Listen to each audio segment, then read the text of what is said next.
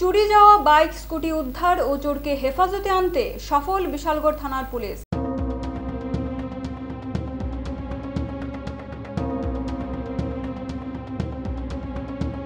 জানা যায়, চরিলাম আড়ালিয়ার বাসিন্দা জাহির হোসেনের একটি বাইক গত মার্চ মাসের 19 তারিখে চরিলাম থেকে চুরি যায়। TR07E8965 নম্বরের এই বাইকটি তিনি দীর্ঘদিন যাবত খোঁজাখুঁজি করলেও সেটি খুঁজে পাওয়া সম্ভব হয়নি। পরে চরিলাম বাসিন্দা মৃত সাধন দেবনাথের ছেলে সুব্রত দেবনাথের বাড়িতে বাইকটি দেখতে পেয়ে সোমবার বিশালগড় থানায় অভিযোগ দায়ের করেন তিনি। অভিযোগ পেয়ে সুব্রত দেবনাথের বাড়িতে তল্লাশি চালিয়ে 8টি বাইক ও একটি স্কুটি উদ্ধার করে বিশালগড় থানার পুলিশ। এই বিষয়ে সুব্রত দেবনাথকে জিজ্ঞাসাবাদ করা হলে কোনো সদুত্তর পায়নি বলে জানান পুলিশ। তিনি এও জানান, সুব্রত দেবনাথকে হেফাজতে নিয়ে একটি চুরির মামলা হাতে নিয়ে তদন্ত শুরু করা হয়েছে। তাছাড়া বাইক ও স্কুটির মালিকানা দেখে সেগুলো তাদের হাতে তুলে দেওয়া হবে বলেও জানান তিনি। আজকে বিকালবেলা আমাদের চরিলাম আড়ালিয়া জুয়েল হোসেন নামে একটা ছেলে আমাদের এখানে থানাতে এসেছে। তার একটা পালসার বাইক আছে TR07E8965 220 ব্ল্যাক কালার। তার বাইকটা মার্চ মাসের 19 তারিখ চরিলাম যে মেলা হয়েছিল, মেলার থেকে চুরি হয়েছে। তো সে আমাদের কাছে আর জানায়নি, দীর্ঘদিন সে অনেক খোঁজাখুঁজি করেছে।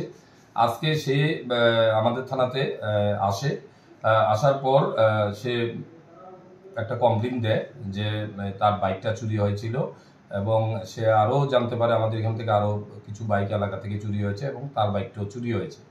তো সে পাশাপাশি আরেকটা ইনফরমেশন আমাদের সাথে সাথে শেয়ার করে যে চরিলামে সুব্রত দেবনাথ চরিলাম বাজারের কাছে বাড়ি, ওনার বাড়িতে তার বাইকটা দেখা গেছে যে লুকিয়ে রাখা হয়েছে বলে।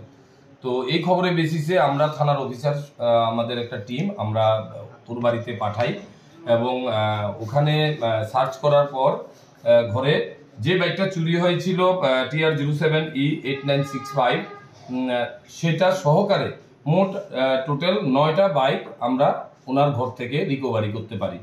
তো ওনাকে যখন বাড়ির মালিক যে সুব্রত দেবনাথ, বাবার নাম মৃত সাধন দেবনাথ, নর্থ চরিলাম, ওনাকে জিজ্ঞেস করার পর যে এই যে টোটাল 9টা বাইকের মধ্যে 8টা বাইক আর একটা স্কুটি, এগুলার কিভাবে ওনার বাড়িতে আসলো, কোথা থেকে আসলো, উনি আমাদের এই ব্যাপারে কোনো সদুত্তর দিতে পারেনি।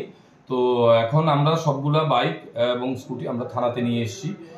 আমরা একটা চুরির কেস নিয়েছি, সেটা তদন্ত করে দেখব এবং বাকি যে বাইকগুলো আমরা রিকভারি করেছি সেগুলো স্ক্রিন রিপোর্ট দেখে আমরা মালিকদেরও ডাকাবো এবং বিভিন্ন থানা, যে আমাদের ত্রিপুরা আরও থানা আছে, সবাইকে আমরা মেসেজ দেব যে কোথায়ও এই ধরনের বাইকগুলো চুরি আছে কিনা সেটাও আমরা দেখব।